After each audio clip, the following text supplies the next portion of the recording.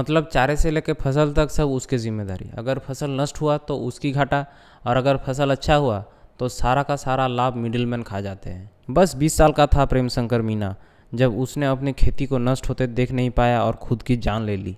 NCRB में शायद उसकी सुसाइड को सिर्फ एक सुसाइड बोल के ही दर्ज किया होगा, फार्मर सुसाइड बोल के नहीं। एक तो किसानों की लाले पड़े हुए हैं, उसके ऊपर अगर दलित हो तो उसके ऊपर 10-15 किताबें ऐसे ही लिखी जा सकती है। जहाँ इंडिया में 71% दलित लैंडलेस लेबरर्स है, वहाँ इंडिया स्पेंड के मुताबिक वही सबसे लास्ट रिलीफ गेटर है, जिसका सप्लाई अपर और इंटरमीडियरी कास्ट मोनोपोलाइज करके रखता है। भारत में लगभग 35-40% दलित निरक्षर है।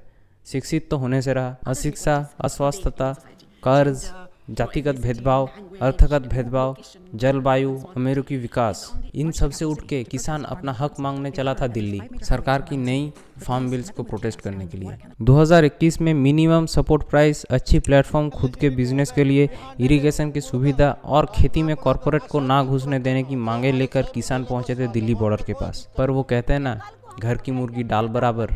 किसानों के आक्रोश को देश की बाधा बोल के सरकार चुप रही और मीडिया बंदरों की तरह नाचने लगे। इसी दौरान 700 से ज़्यादा किसान अपनी जान गंवाई। कभी उनको खालिस्तानी बोल के भी डिफेम किया गया। कंगना जी ने एक बूढ़ी अम्मी को तो 100 रुपए में मिलने वाली भी बोल दिया। एक तो फसल ठीक से होता नहीं है, और अगर होने के बाद खुद के बचाव के लिए उनका अल्पतम सहायता मूल्य भी ना मिले तो किसान क्या, कोई भी अपने हक के लिए पुलिस से लाठीचार्ज, वाटर कैनन्स, बदनामी, असहिष्णुता, ये सब सह के सरकार के खिलाफ खड़ा होगा। 1 साल बाद सरकार मजबूर होकर वो काले कानून वापस लिए, लेकिन जो 700 से 800 किसान अपने जान गंवाए उसको क्या वापस ला पाए? आज 3-4 साल बीत गए, लेकिन वो सिर्फ दृश्यमान कानून ही खारिज हुए थे। मूलतः जो प्रॉब्लम्स थी वो आज भी उतनी ही स्पष्ट है। देश की सेलिब्रिटीज जहां टैक्स बचाने के लिए एग्रीकल्चरिस्ट बनते जा रहे हैं, वही सेलिब्रिटीज फार्मर्स प्रोटेस्ट को इंटरनल मैटर बोल के रिहाना को प्रोपागेंडा फैलाने वाली कह के चुप भी करवा देती है। सपोर्ट ना करना एक अलग बात है, लेकिन एक्नॉलेज ही अगर नहीं किया जाए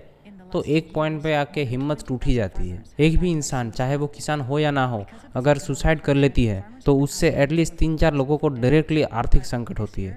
एक रिपेल इफेक्ट की तरह मानसिक और शारीरिक स्वास्थ्य को हानि पहुंचती है, पौष्टिक घाटा होता है जिससे काम में व्याघात घटती है, आयरॉनिकली जीडीपी पे ठोस पड़ती है। सिर्फ 2022 की बात करें तो 1,71,000 सुसाइड्स हुए हैं भारत में, जिसमें मैक्सिमम ही एक्टिव वर्कफोर्स में आते हैं। इससे आप खुद अनुमान लगा सकते हैं देश अंदर से कितनी खोखली होती जा रही है। लेकिन ये भी हम नहीं कह सकते कि सरकार किसानों के लिए कुछ किया नहीं है। सरकार हमेशा से किसानों के लिए कुछ ना कुछ स्कीम्स लाते रहती हैं, जैसे पीएम किसान,